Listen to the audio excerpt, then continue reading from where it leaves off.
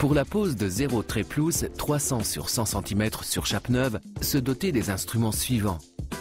Spatule à dents inclinées de 8 mm pour étendre l'adhésif sur la chape. Spatule à dents droites de 3 mm pour étendre l'adhésif au dos de la dalle. Spatule en caoutchouc pour taper et faire adhérer la colle. Élément d'écartement.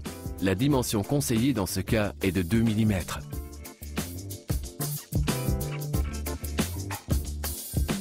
Contrôlez attentivement la planéité de la chape.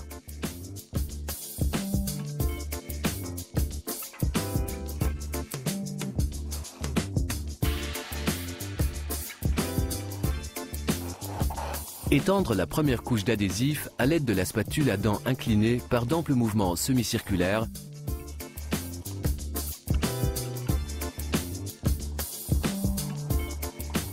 Passez ensuite la spatule dans le sens longitudinal sur toute la surface.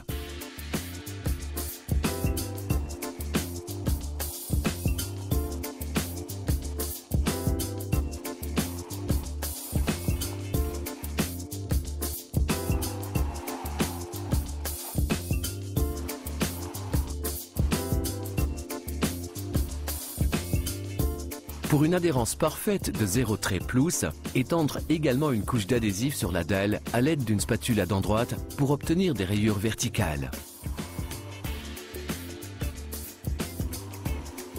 Ajoutez également à la fin, comme indiqué, de l'adhésif aux quatre coins de la dalle et sur tous les bords.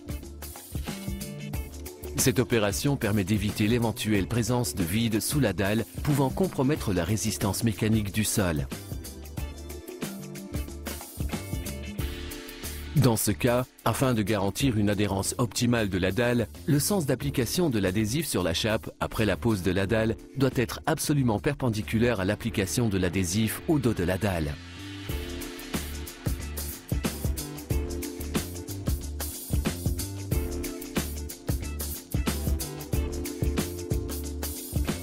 Soulevez la dalle. 2 personnes sont nécessaires pour cette opération. Puis, appuyez le bord et posez la dalle sur la surface de la chape.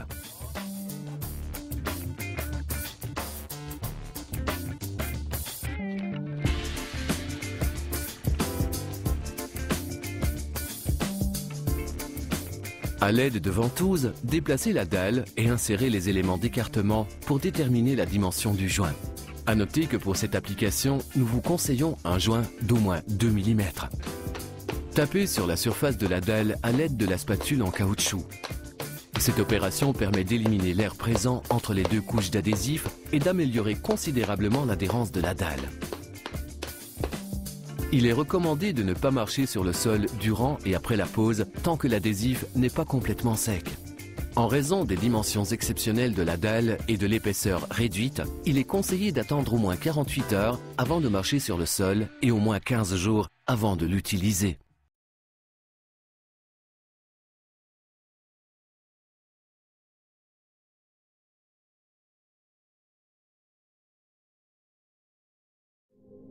Pour la pose de 0 trait plus sur sol préexistant, se doter des instruments suivants.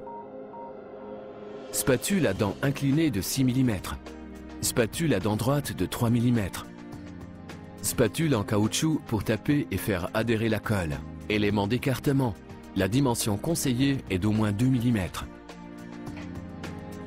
Contrôlez attentivement la planéité du sol. Il est conseillé de laver les vieux sols en céramique émaillée avec une solution d'eau et de soude caustique et de les rincer correctement. En cas de nettoyage chimique impossible, procédez à l'abrasion mécanique.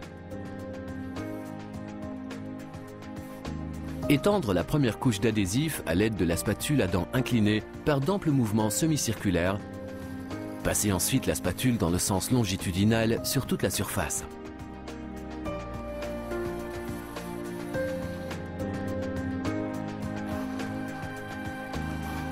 Pour une adhérence parfaite de 0 trait plus, étendre également une couche d'adhésif au dos de la dalle à l'aide d'une spatule à dents droite pour obtenir des rayures verticales.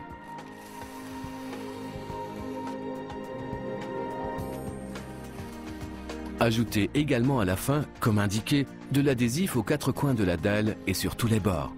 Cette opération permet d'éviter l'éventuelle présence de vide sous la dalle, pouvant compromettre la résistance mécanique du sol. Dans ce cas, afin de garantir une adhérence optimale de la dalle, le sens d'application de l'adhésif sur la chape après la pose de la dalle doit être absolument perpendiculaire à l'application de l'adhésif au dos de la dalle. En soulevant une dalle précédemment posée, il est possible d'observer la distribution uniforme de la colle, aussi bien sur le sol que sur la dalle, ce qui crée des conditions d'adhérence optimales. Posez la dalle sur la surface. Utilisez les ventouses pour insérer les éléments d'écartement.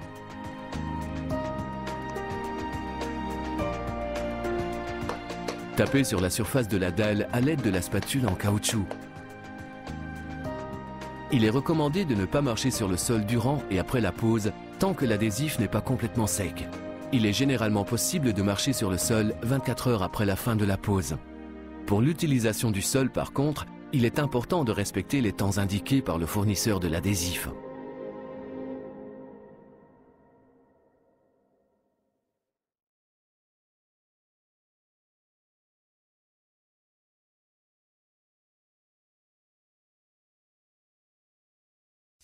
Pour l'exécution de découpes sur mesure, se doter des instruments suivants: coupe-verre, cutter, éponge diamantée, papier vert ou tuyau flexible avec disque abrasif pour la finition du bord. Prédécouper comme indiqué la surface de la dalle. Faire glisser le coupe-verre le long de la ligne de découpe en appuyant suffisamment fort pour obtenir une incision continue et bien marquée. Au terme de l'incision, il suffit tout simplement de plier pour que les deux pièces se détachent. À l'aide d'un simple cutter, coupez la fibre de verre.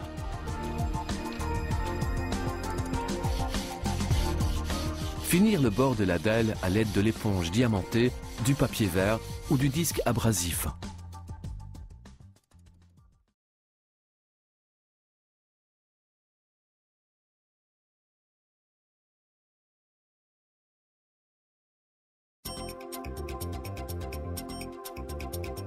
Pour la pose de 0 trait twin sur chape neuve, se doter des instruments suivants: spatule à dents inclinées de 6 mm, spatule en caoutchouc pour taper et faire adhérer la colle, élément d'écartement. La dimension conseillée est d'au moins 2 mm. Contrôlez attentivement la planéité de la chape. Étendre la colle à l'aide de la spatule à dents inclinées par d'amples mouvements semi-circulaires. Passez ensuite la spatule dans le sens longitudinal sur toute la surface. Le double encollage n'est pas nécessaire. Pour la manutention de 0 trait twin, il est conseillé d'utiliser le châssis spécifique. Posez la dalle sur la surface de la chape.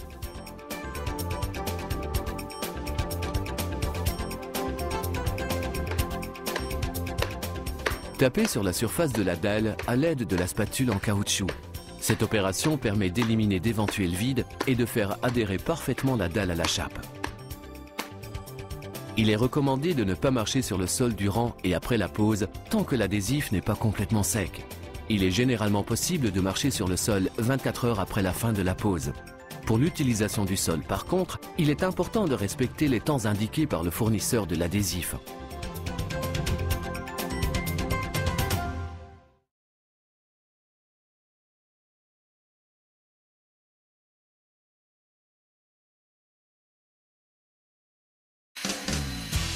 Pour l'exécution de découpes sur mesure sur 0 trait twin, se doter d'un tuyau flexible avec disque diamanté pour graisser rame. Effectuez la découpe comme indiqué. Il est conseillé durant cette opération de porter un masque anti-poussière, des gants et des lunettes de protection.